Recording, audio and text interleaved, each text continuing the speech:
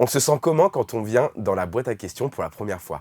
Ça fait très longtemps que je regarde la boîte à questions. Là, il y a tout le monde qui est passé. Il y a George Clooney, il y a Brad Pitt, il y a Charlize Theron, il y a tout le monde qui est passé. Et puis il y a moi. Donc comme quoi la vie, hein, quelquefois, ça se joue à quelques détails.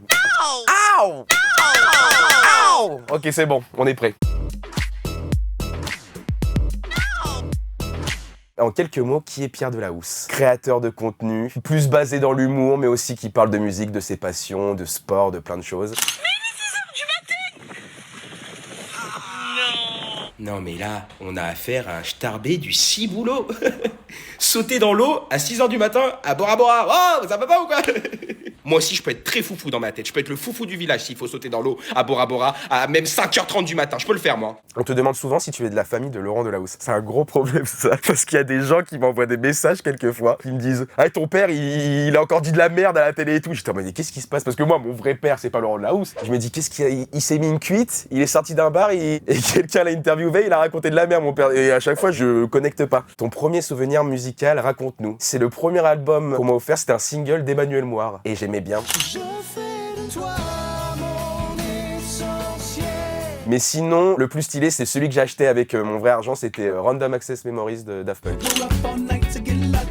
C'est possible d'être de La Rochelle et supporter l'OM et de vivre à Paris. Honnêtement, c'est très rugby à La Rochelle. On est 4 pélos à aimer le foot. Et puis soit c'est Bordeaux, soit c'est Nantes. Et comme j'aime le football, je vais pas supporter Nantes ou Bordeaux. Donc ouais, l'OM, mais c'est compliqué, hein. C'était comment de voir l'envers du décor de la saison 2 de Haut Micro, raconte-nous. L'un des plus beaux jours de ma vie, mais premier degré, parce que je suis vraiment fan, mais genre vraiment fan du football. Je regarde le foot anglais depuis que je suis tout petit et tout. C'était incroyable, j'étais comme un fou. Canal+ m'a invité à visiter leurs locaux et à vivre une expérience incroyable. Et si j'y étais, c'était pour rencontrer Alexandre Arojo, le gagnant de la saison 1 de l'émission Au Micro. Ça serait quoi le pire? Ne plus jamais écouter de musique ou ne plus jamais, ne plus jamais voir de match de foot?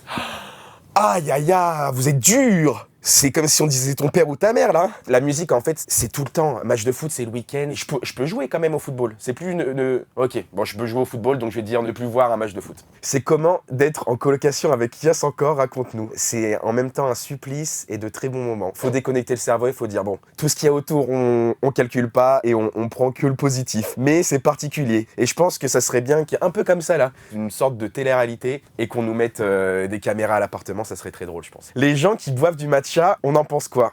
Allez vous faire foutre. Et pourtant j'ai essayé, hein, je me suis forcé. Hein. J'ai eu des dates où je me suis dit allez, faut quand même que tu rentres dans le perso pour plaire à la fille, essaye d'aimer le matcha. J'en ai bu 3 fois, 4 fois. Et surtout que toute personne dit à chaque fois non mais lui il est pas bon, c'est celui au lait de noisette, non au lait d'avoine, tous, ils sont tous dégueulasses, arrêtez un peu, c'est de l'herbe. Manger du gazon ça sera beaucoup mieux je pense. Il paraît que tu es tatoué sur des endroits improbables de ton corps. Je me suis jamais tatoué et j'en ai fait un il y a pas longtemps et c'est sur le cucu. Pour vous dire je me rappelle même pas, je sais même plus où il est. Ah il est là. Yakak, faut avoir la ref. C'est un truc que j'utilise pour dire qu'une personne est bête. Peut-être que je le regretterai dans 10 ans, je sais pas, mais pour le moment c'est drôle. Ah ouais, mais c'est comme sur les sites là. C'est comme sur les sites où c'est avec ton gros doigt et ça va pas être propre. J'espère que ça vous plaira quand même. Gros bisous.